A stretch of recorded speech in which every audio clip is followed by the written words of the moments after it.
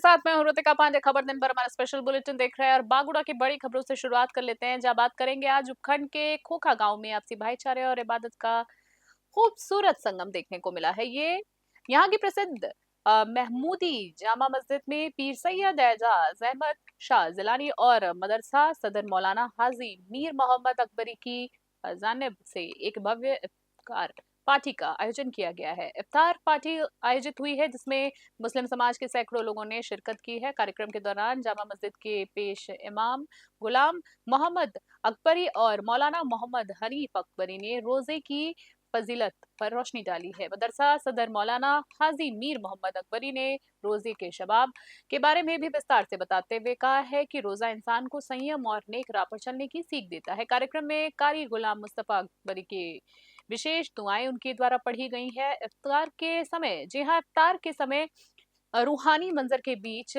सैयद एजाज अहमद शाह जलानी ने सामूहिक दुआएं करवाई हैं। उन्होंने खुदा के दरबार में देश और दुनिया के अमन, चैन और खुशहाली के लिए विशेष प्रार्थनाएं की हैं। इसके पश्चात सभी रोजेदार ने एक साथ दस्तरखान पर बैठकर खजूर और फलों से अपना रोजा खोला। बागुड़ा से रामाराम सोलंकी की खास रिपोर्ट देख रहे थे आप।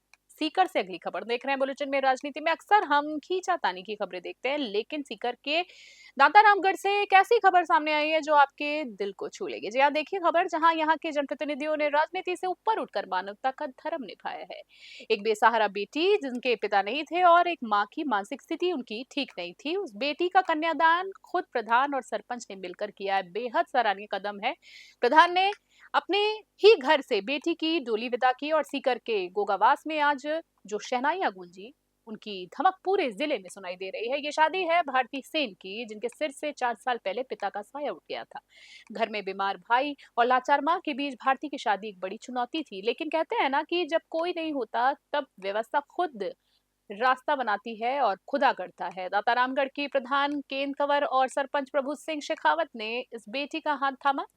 प्रधान गेंद कंवर ने भारती को अपनी बेटी मानकर अपने ही घर से शादी की तमाम रस्में पूरी की। समाज को संदेश देने के लिए कि भारती की मिंदौरी भी घोड़ी पर बैठकर निकाली गई। गांव के पंचों और ग्रामीणों ने भी इस नेक कार्य में बढ़ चढ़कर हिस्सा लिया और उपहार भेंट किए। सीकर से दुर्गा सिंह कुमावत की खास रिपोर्ट देख रहे थे हम।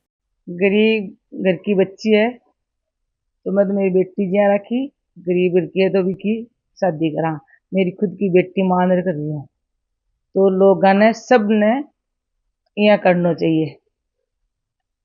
और इनके बाप भी कोनी, माँ है जिसकी पागल है, भाई है जो को चाल फिर कौन सके, तो बहुत गरीब घर की है, 3 बहना की शादी है।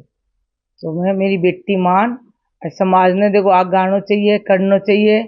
और इसी लड़कियां के साथ में भाई मिलजुल सब करना चाहिए। करौली से अगली खबर देख रहे हैं। करौली में 16 मार्च से शुरू होने वाले ऐतिहासिक कैला देवी लक्खी मेले की तैयारियां अब अंतिम चरण में है। वहीं मंदिर ट्रस्ट के पदाधिकारी संतोष सिंह भादौरिया और किशन पाल सिंह ने प्रेस वार्ता के जरिए भक्तों के लिए किए गए अभूतपूर्व इंतजामों की जानकारियां साझा की है। इस बार श्रद्धालु सुबह 4 बजे से 9 बजे तक माता के दर्शन कर सकेंगे। वहीं भीड़ बढ़ने पर दर्शन का समय 1 घंटा और बढ़ाया जाएगा। मंदिर परिसर की सुरक्षा के लिए 350 सीसीटीवी कैमरों और हेड काउंटिंग मशीन का सहारा लिया जाएगा, जिससे पल पल की निगरानी होगी। इस बार मेला परिसर को पॉलिथीन और प्लास्टिक मुक्त रखा जाएगा।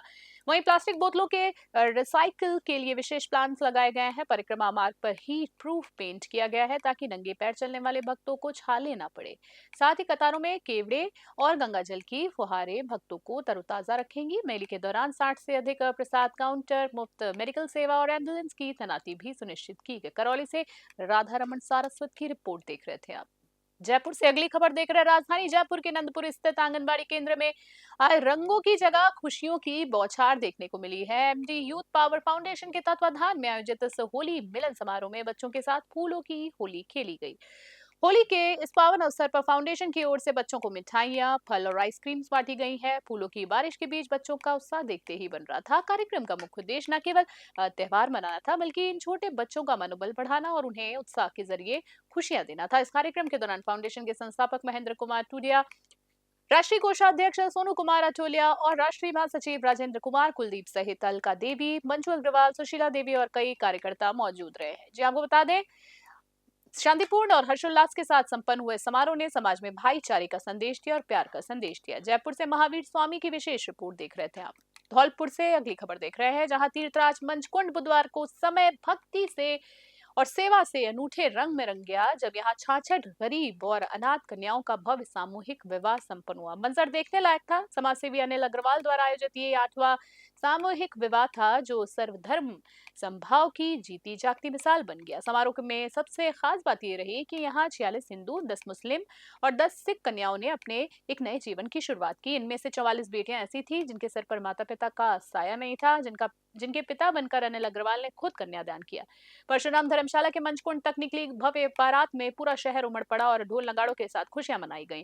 समाजसेवी अनिल अग्रवाल इस नेक कार्य के लिए धनतेरस से ही चंबल के बिहड़ों और दूर दराज के इलाकों में जाकर खुद पात्र बेटियों का चयन करते हैं। अब तक वे 511 बेटियों का घर बसा चुके हैं। इस बार भी विदाई के समय बेटियों को बैज, अलमारी, गहने और गृहस्थी का तमाम जरूरी सामान उपहार में दिया गया है। राजस्थान, एमपी और यूपी से आए इन परिवारों के लिए मंचकुंड किसी स्वर्ग से कम नजर नहीं आया। धौलपुर से संजय कसाना की विशेष रिपोर्ट देख रहे थे आप। खास बुलेटिन में इतना ही। बने रहे न्यूज़ 21 अभी के लिए। नमस्कार, जय हिंद, जय भारत।